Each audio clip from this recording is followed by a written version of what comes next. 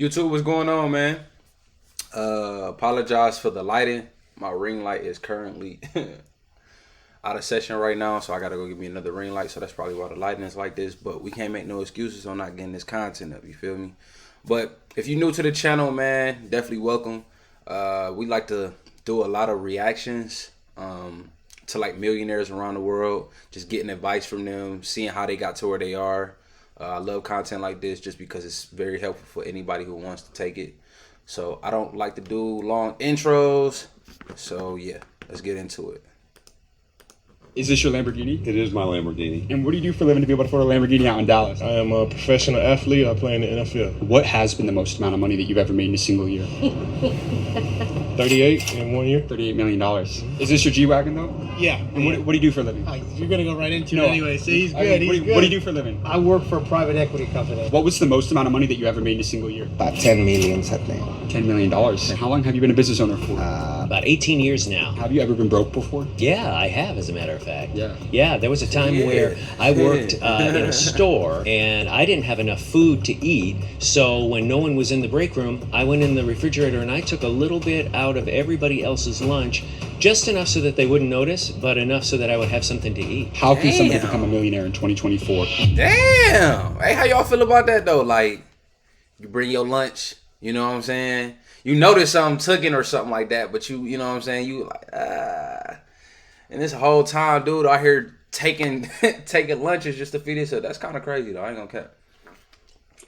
That is really kind of crazy.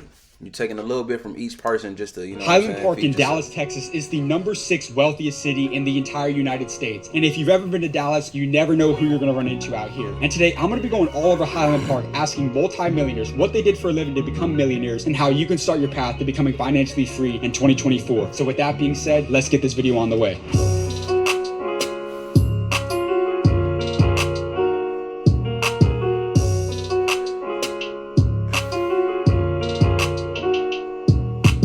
Is this your Lamborghini? It is my Lamborghini. And what do you do for a living to be able to afford a Lamborghini out in Dallas? I'm retired. What did you do? What industry did you pursue a career in? Supply chain. Were you a business owner? I was a business owner. How long were you an entrepreneur for? 40 years. 40 years. Over those 40 years, what's the greatest lesson about entrepreneurship you learned that you pass on to someone about to start their first business? Tell the truth. Tell the truth. How important is it to keep your word in business? You don't keep your word in business, you have no business. And what was your secret to sales, right? Selling in a competitive industry like supply chain. Be honest. Be honest. This isn't my only Lamborghini. I have 3. You have to.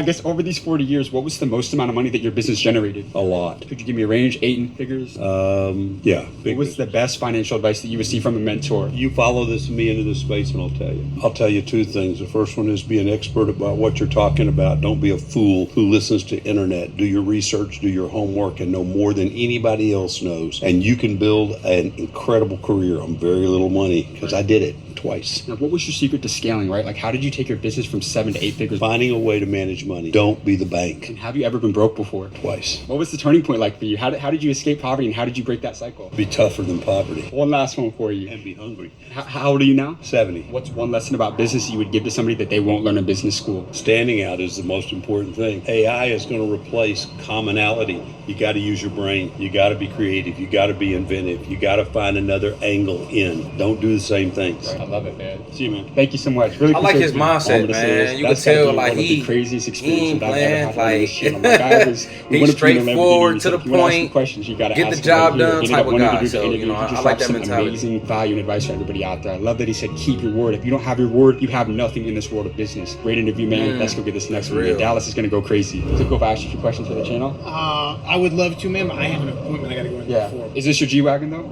Yeah. And what do you do for a living?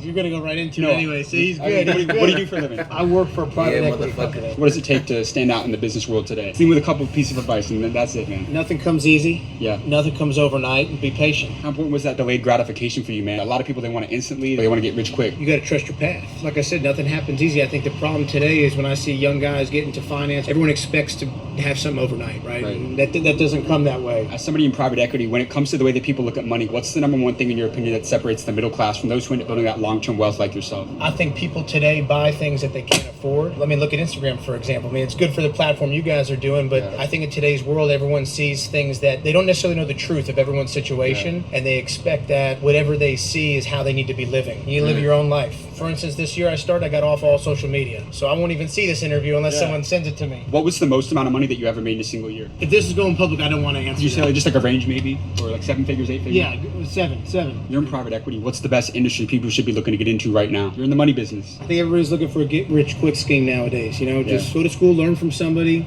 It all ties together, right? Go learn from somebody that's done it, but understand that while you're learning, you're not going to make what that person has, and then take that knowledge and go do it. But I do got to run now. You're a very good interviewer, man. Thank you, appreciate you, man. Have a good one, bro. I appreciate Good, man. You're relentless. Yes, You're sir. good. I appreciate you. So we just put up on my guy coming out of the G-Wagon, heading to a said, meeting. "You gonna He get knew I this had to interview, stop him to bro." get some game. It turns out he became a private equity multimillionaire out here in Dallas, Texas. But he just laid out the blueprint for you guys, man. Find experts. Find the most successful people that you can. Learn everything you can from them. Go apply and execute. And what did he say? In order to build something great, in order to do great things, it's not going to happen overnight. It's going to take time. Great things take sacrifice, and they take time as well. Great interview, man. Let's go get this next one. I go all over the country, but I'm based in Austin, just asking people a few quick questions on their best advice for the younger generation of kids coming out of school. Love to ask you just a few quick questions for the channel. Is that cool? Cool. Can we do it real quick? What industry did you decide to pursue a career in? Restaurant business? You're a business owner. Yes, sir. And how long have you been a business owner for? About 10 years. And how many restaurants do you own? 5. What's the most amount of money that you've ever made in a single year? About 10 millions, I think. $10 million. And how did you scale your business? And if I tell you in what, it's just in tacos. Yeah. Tacos is really big. You say tacos? Yes, sir. Really? Tacos, yes, sir. How That's did- what we do. We not even have like big restaurants. Yeah. You should come to my business and you're gonna be what we do. Have you ever been broke before?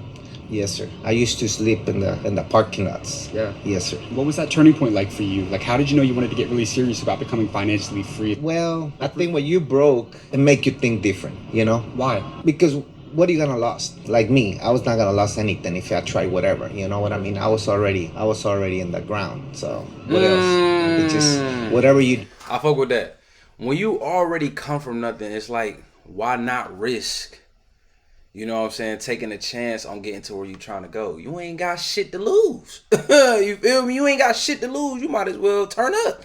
You feel me? So I like that, man. You just go taking for risks, it, man. You know what I mean? For somebody who may be at rock bottom right now, what's an actionable step that they can really take to get their life back on track? Well, the first thing is you need to have God in your heart. Yes, I think sir. it's a really important, and I know maybe it sounds kind of crazy, but you gotta have God in your heart. And whenever you have God in your heart, everything is gonna come to your life by themselves. Be honest with you, because I've been in the streets and nothing it was happening. So as soon as I put God in my heart, it's when I see the difference. Now, how do you stand out in business, right? Like a lot of people, there's a lot of restaurants, a lot of people selling food, right? Let me tell you by my story. My wife and I, we start inside of the gas station. It was just her, me, and one guy. And then from there, we just start to today, we have 5 locations, and I have, I think, between 85 to 100 employees. So like I'm saying, you just gotta push hard, and then everything is gonna happen by themselves. Did you go to college? No, sir. Why not?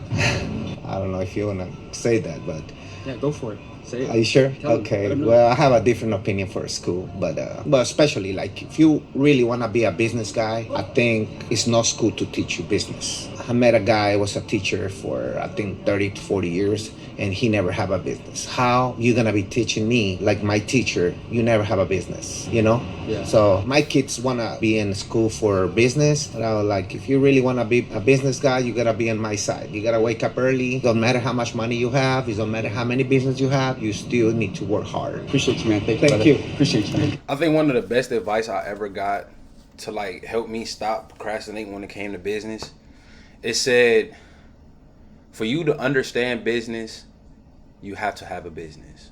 Like, simple as that. And I think that it can go over a lot of people's head, but it's really as simple as that. Like, you have to, for you to learn business, how business operates, go create one. Get into a business to see how business is ran. You'll learn the rest from there. And then, of course, you can ask mentors and things of that nature to help you guide.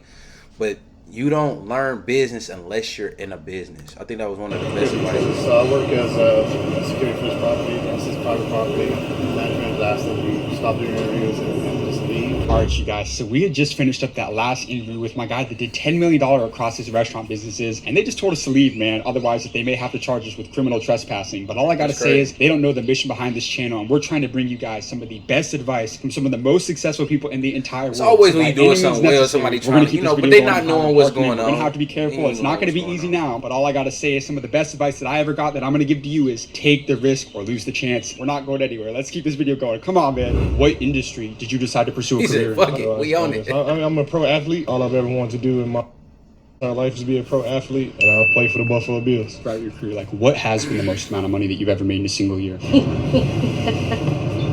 got my baby mama over there. Let me see. 38 in 1 year. $38 million.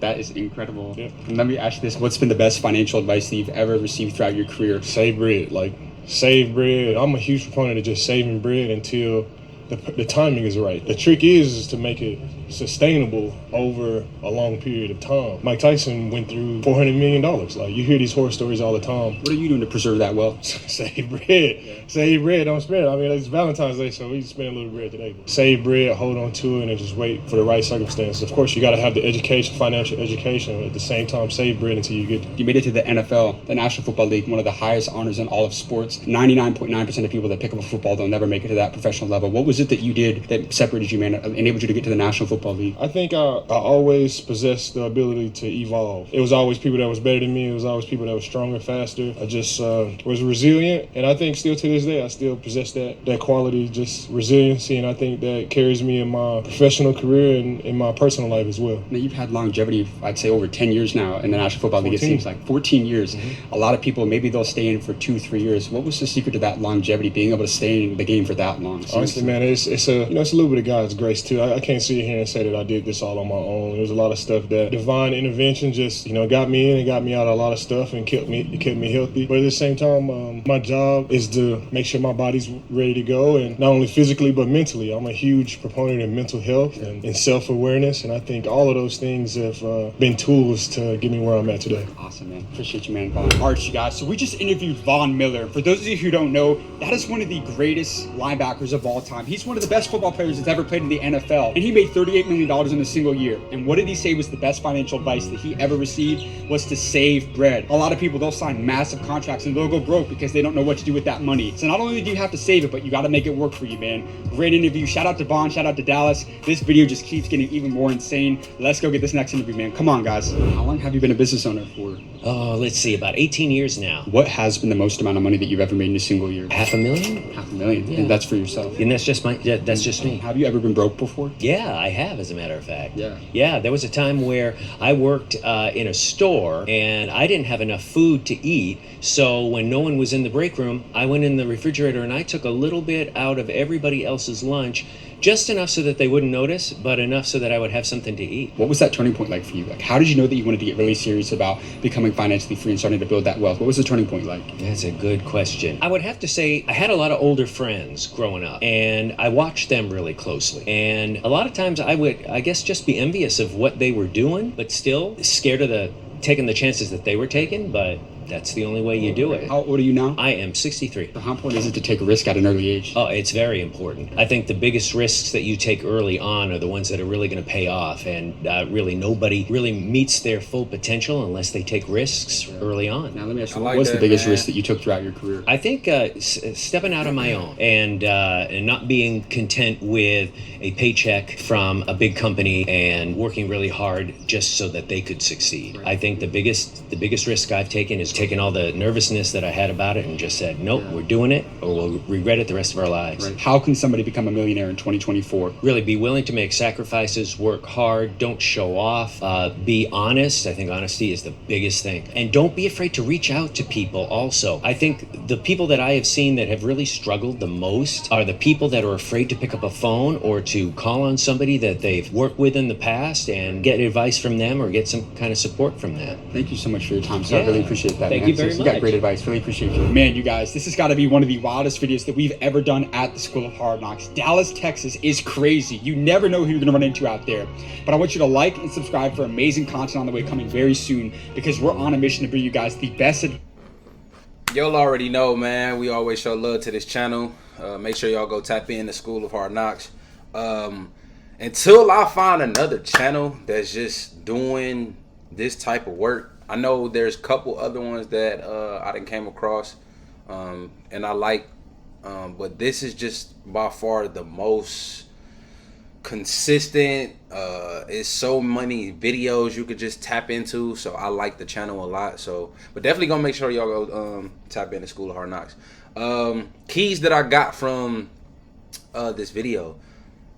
The biggest one was be honest. I think that's so important, because when you can be truly yourself, then you can be, be true to other people. You can kind of give off that, that authentic, and people can be able to see that. People read body language, energy, you know what I'm saying? So being honest is definitely important. And then you already know, man, you got to keep God first, man. You got to keep God into your life. This is what helps you just stay focused. Thing I learned as well about just confidence in general. A lot of us lack confidence on why we can't start something and why we won't necessarily finish, or whatever the case may be. But confidence is literally God himself. If you believe, your confidence comes from your faith. You know what I'm saying? So if you have good faith, then you have confidence. You know what I mean? And if you are lacking confidence, then you're lacking your faith. So I'm gonna leave that with y'all, man. Just let me know what was something that you took out of this video in the comment section below. I think, like I said, the reason why I love this type of content, because it's always something you can take and learn. But yeah, let me know what y'all end up thinking with some good advice, And if you could do me a favor, please like, comment, subscribe. I will be dropping the next video soon, so I'm gonna catch y'all in that next one.